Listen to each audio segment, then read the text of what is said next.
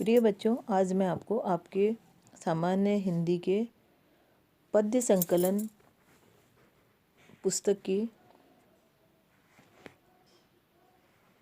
मैथिली चरण गुप्त द्वारा रचित भारत वंदना नामक कविता का अर्थ समझा रही हूँ।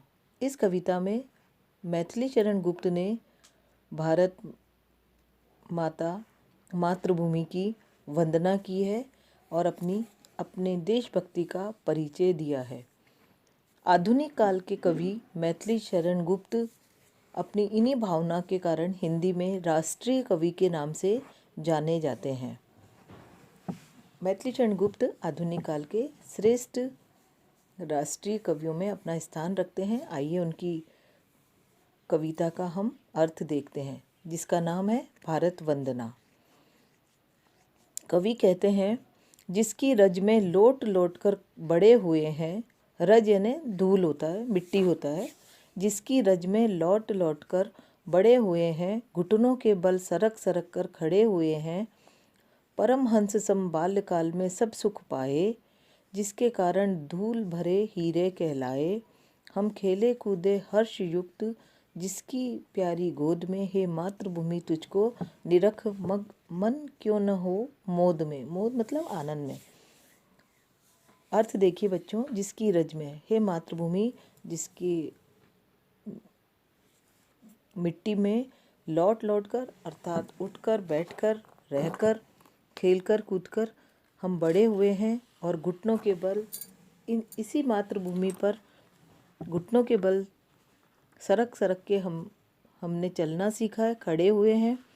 परमहंस सब बालकाल में सब सुख पाए, और इस प्रकार हमने सारे सुखों को इस मिट्टी में रहकर उस पर खड़े रहकर पाए हैं, जिसके कारण धूल भरे हीरे कहलाए। और जिसके कारण कई व्यक्ति भारत में महान बने हैं। धूल के हीरे कहलाए मुहावरेदार भाषा है। धूल के हीरे मतलब मिट्टी से ही जन्म लेकर और मिट्टी में ही हमने कई उपलब्धियों को प्राप्त किया है।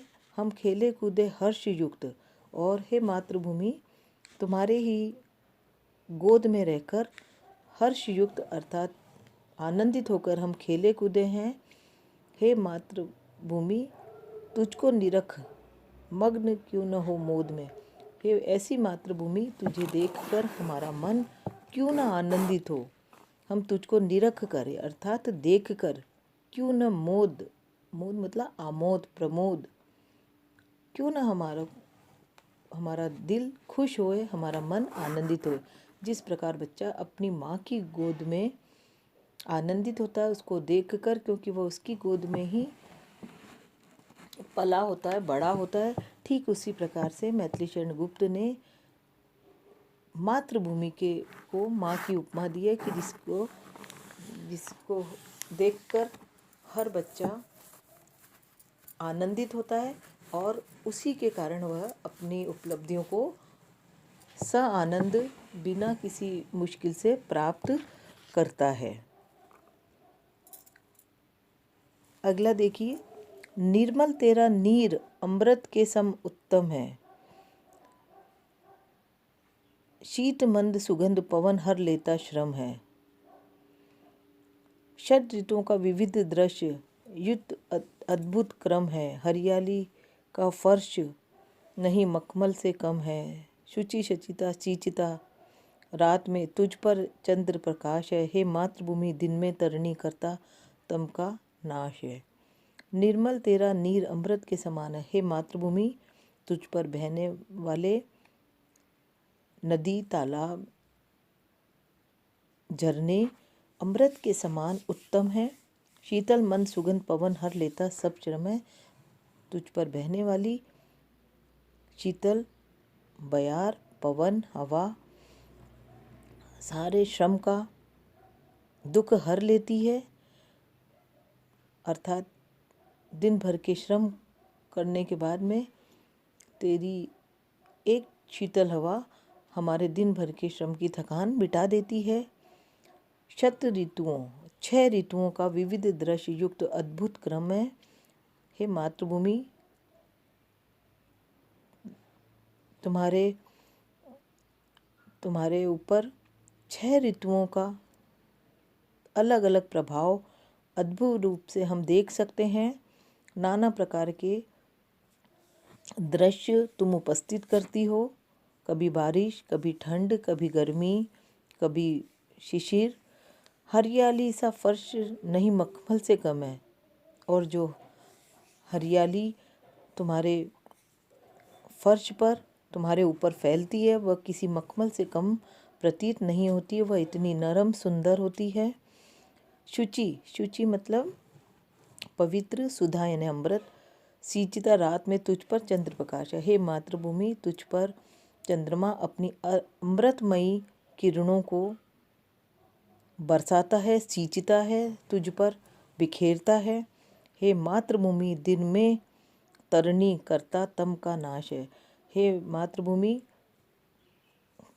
रात्रि वाला चंद्रमा दिन में तरनी यानी सूरज दिन में प्रकाश करता है, और चंद्रमा रात में अंधकार को दूर करता है। इस प्रकार हे मातृभूमि, रात और दिन, सूरज और चंद्रमा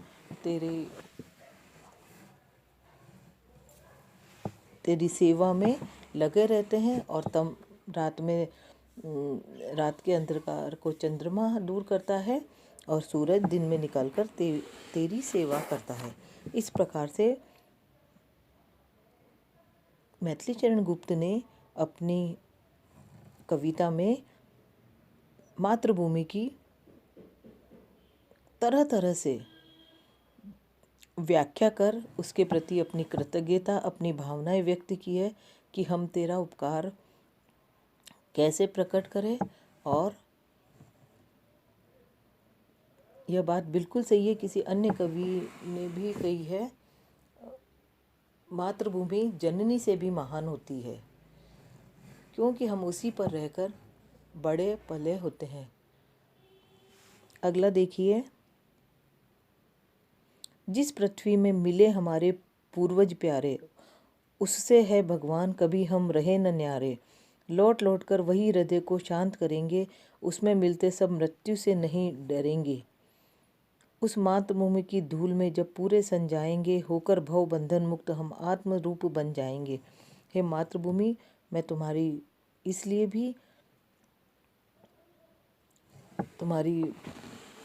भी मैं प्रशंसा कर रहा हूँ, अपना सर्वस्व तुम्हें सौंपने के लिए कह रहा हूँ कि तुम्हारी ही मिट्टी में, जिस मिट्टी पृथ्वी में मिले हमारे पूर्वज प्यारे, उससे हे भगवान कभी न हो हम न्यारे।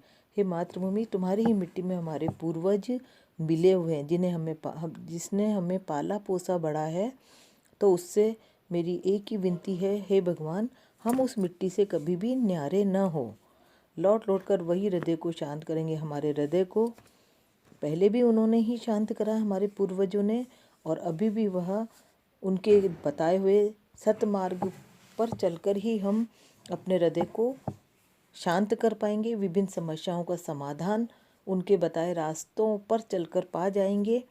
उसमें मिलते समय मृत्यु से नहीं डरेंगे, और इसीलिए उस मिट्टी से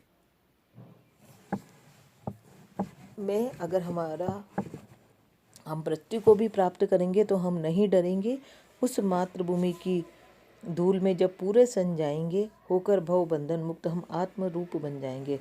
और जब हमारी मृत्यु का समय आएगा, तब हम उसी मातृभूमि में दफना दिए जाएंगे, गाड़ दिए जाएंगे, और तभी हमें संपूर्ण आत्म ज्ञान हो जाएगा, क्योंकि हमारे पूर्वज भी इसी मिट्टी में विलीन हुए हैं।